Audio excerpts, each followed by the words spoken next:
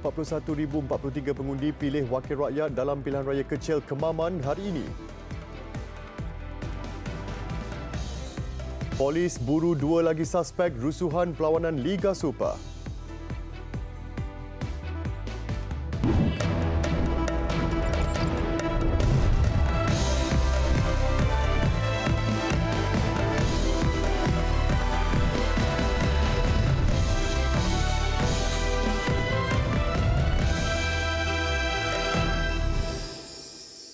Assalamualaikum dan salam sejahtera. Hari pengundian pilihan raya kecil PRK Parlimen Kemaman P040 berlangsung hari ini menyaksikan pertembungan satu lawan satu di antara calon Barisan Nasional BN Tan Sri Raja Muhammad Effendi Raja Muhammad Noor dengan calon PAS Datuk Seri Dr. Ahmad Samsuri Mokhtar.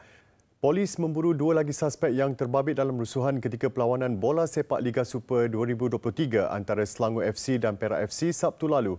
Ketua Polis Selangor Datuk Hussein Omar Khan berkata, sehingga kini 23 individu berusia 16 hingga 36 tahun ditahan bagi membantu siasatan.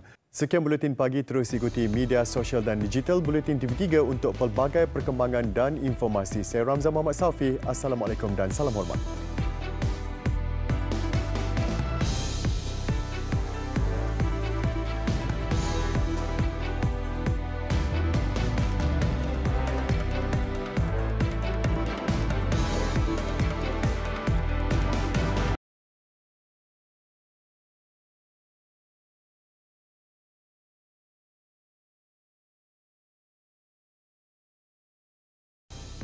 PRK Kemaman 35% keluar mengundi setakat jam 12.30 hari.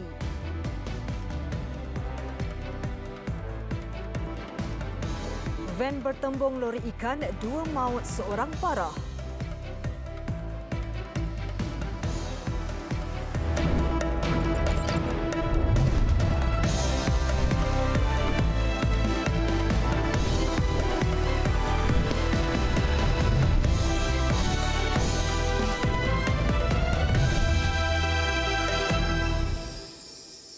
Assalamualaikum dan salam sejahtera.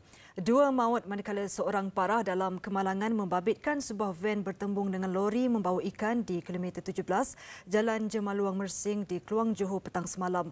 Mangsa yang maut adalah pemandu van Lu Kim Wah 56 tahun dan penumpangnya Chong Yi Hong 62 tahun. Baiklah, sekian Buletin 1.30.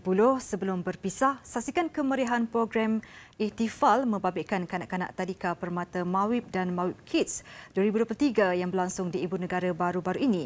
Selamat berhujung minggu. Saya Siti Khadijah Jaafar. Assalamualaikum dan salam hormat.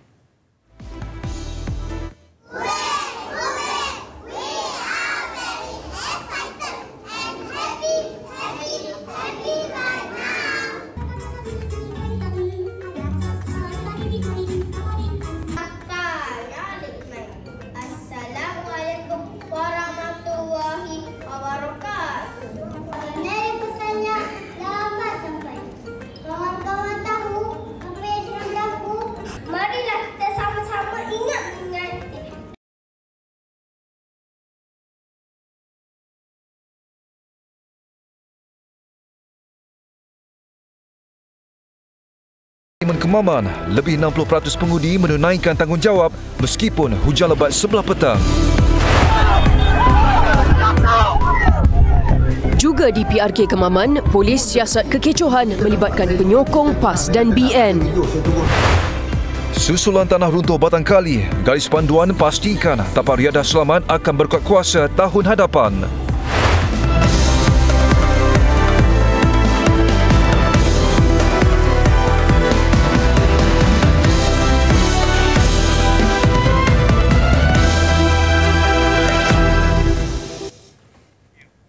Assalamualaikum dan salam sejahtera. Penjumlahan undi pilihan raya kecil Parlimen Kemaman rancak berjalan ketika ini dan keputusannya dijangka diketahui seketika lagi. Proses pengundian di 52 pusat membabitkan 244 saluran berjalan lancar pada sebelah pagi tetapi terkesan sebelah petang kerana hujan. Hingga jam 4 petang tadi, Suruhanjaya Pilihan Raya SPR mengumumkan 60% pengundi keluar menunaikan tanggungjawab mereka.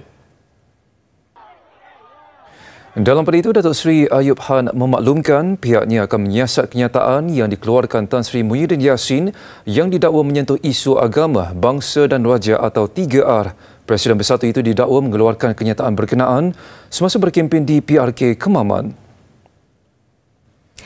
Baik, sementara itu pengerusi SPR Tan Sri Abdul Ghani Saleh memaklumkan PRK Kemaman dijadikan perintis bagi menguji sistem pengurusan pilihan raya yang baru. Jelasnya, sistem pendigitalan yang pertama kali digunakan itu akan memudahkan petugas SPR melaksanakan urusan pilihan raya sekaligus mempercepat pengumuman keputusan pengundian. Kembali dengan laporan luar negara. Di sebalik tiada tanda-tanda penamatan perang oleh Israel, rejim Zionis mahu mewujudkan pula zon penampan di sempadan Gaza untuk menghalang serangan pada masa depan. Ia antara syur pasca perang yang dikemukakan rejim Zionis itu dengan harapan mendapat sokongan negara Arab bagi memastikan had persempadanan itu dipatuhi. Salam sejahtera, apakah sukan kriket negara sedang bergolak lagi? Pertanyaan itu timbul susulan boikot yang dilancarkan Barisan Pemain Kriket Kebangsaan yang bertindak memulaukan sesi perlawanan bagi pemain-pemain yang diadakan Khamis lalu.